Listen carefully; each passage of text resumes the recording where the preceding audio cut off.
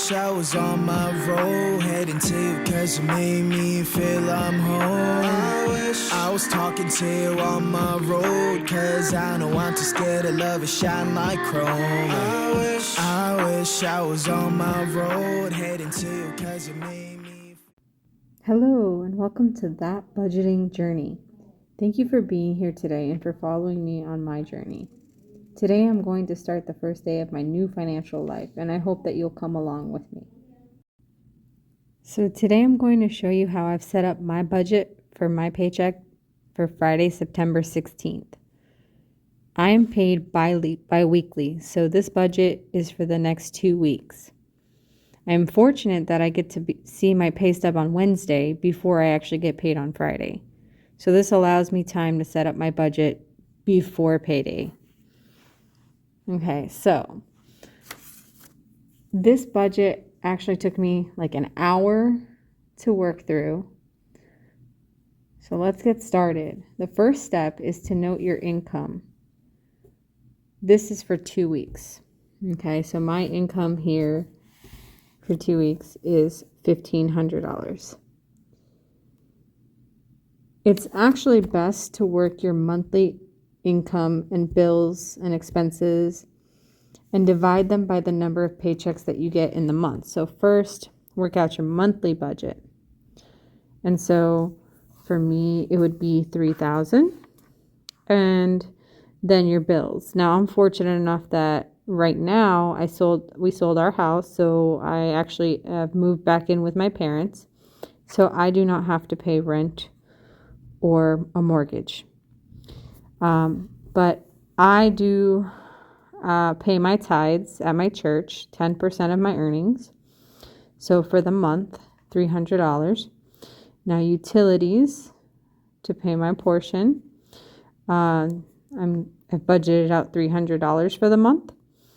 Then I also have my storage and a lot of my subscriptions, Hulu, Disney Plus, Sezzle is a subscription that I'm paying for right now, which actually, once you make your first payment, then you can actually you pay off your first time using Sezzle. It's kind of like Klarna or Afterpay. You can set it up to where it actually reports the payments to your credit. So it actually, in a way, helps to build your credit. And right now I'm paying $10 a month to get sort of like premium stores like Walmart, Amazon, and others. Then I also have Self-Lender, $25. Really good way to boost your credit score. It's kind of like you open up a CD and you pay yourself. And over time, they report it as a loan, and it's really a loan to yourself because over time, that money that you're paying builds up, and at the end of the loan term, you get a check for the full amount, minus fees. Okay, and then I have budgeted $80 for the month for my kids. That is for school. They have ice cream day, they have dress down day that they have to pay, and on Thursdays they get to eat lunch that they're going to pay for. And then currently I am subscribed to DoorDash for $10 a month, but I'm considering pausing that. So I did not actually include that. But that would be a total of $9.72. So the first step is to figure out all of your bills for the month, add them up, and figure out what the total is. Then you would take your income and subtract what is left, or what you've used up, to find out what is left. And then your next step is your variable expenses. Now, these are the things that change from week to week. Sometimes it's more, sometimes it's less. So these are your variable expenses. So for me, I've budgeted out $400 for gas for the month, which comes out to about $100 a week. $400 for groceries, and $400 for spending. And then $50 for my pets. Now, another thing that you can do is go ahead and write out all of your sinking funds.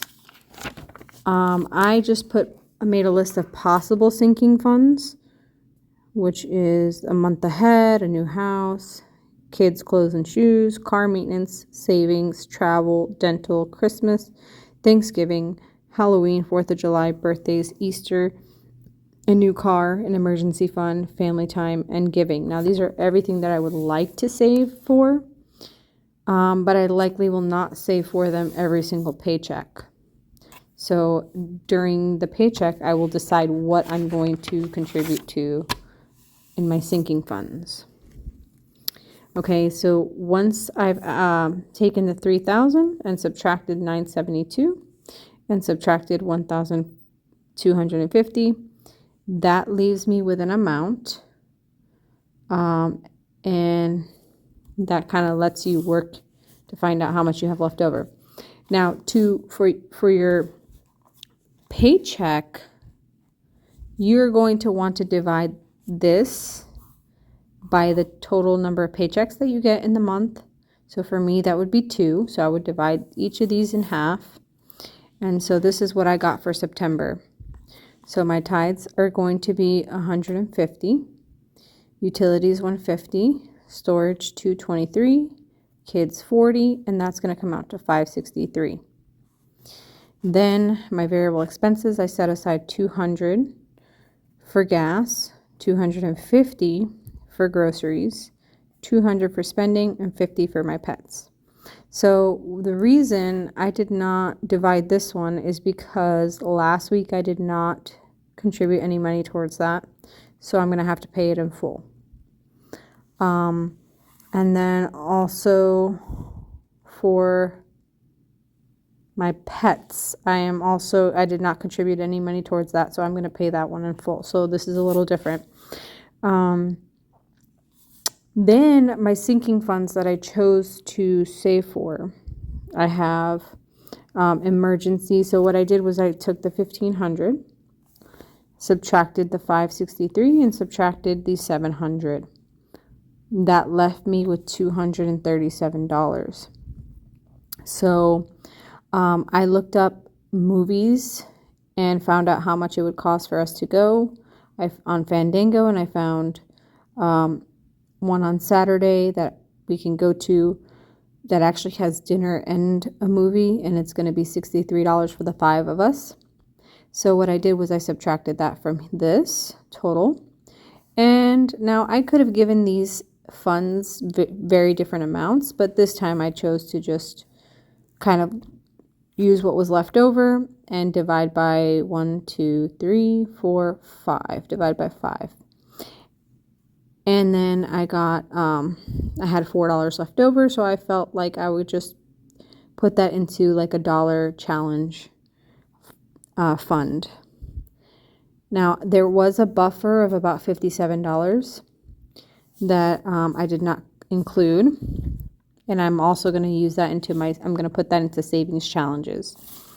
Okay, so then I calculated what I'm going to give the teller so that when I go to the bank and I pull out money, I know how many hundreds, how many 50s, 20s, 10s, and 5s and 1s I'm going to need. Now, it's a little complicated for me because I have 2 different bank accounts.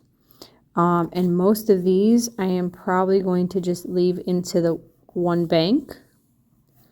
And I want to say about $550 goes into this bank. So I'm going to have to use some of my other bank account and contribute into this one. And now I'm also going to contribute the $63 because it's Fandango and you need to use a card. So I'm going to put it into the bank as well, so that can come out of there. So it's a little complicated how I had to calculate this. But I wanted to, so for groceries, I felt like I can go ahead and pull out 2 hundreds and a 50. So I went ahead and I calculated how many hundreds. Actually, I kind of figured it out like this. Or in some cases,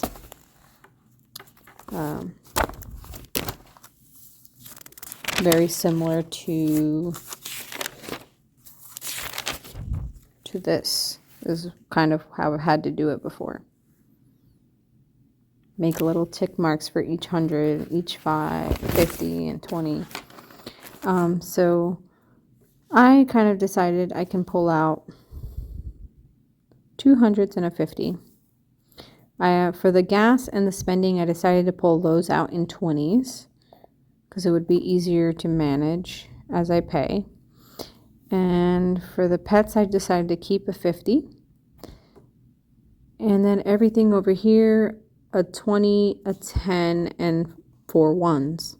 So that's where a lot of these ones are coming from. But I also do, like I said, have a $57 buffer, which I'm going to put into some savings challenges that I'm going to do. All right, guys, so that's all for the budgeting part of the video. Come back in about a day or two and watch me actually stuff the envelopes with cash. See you soon.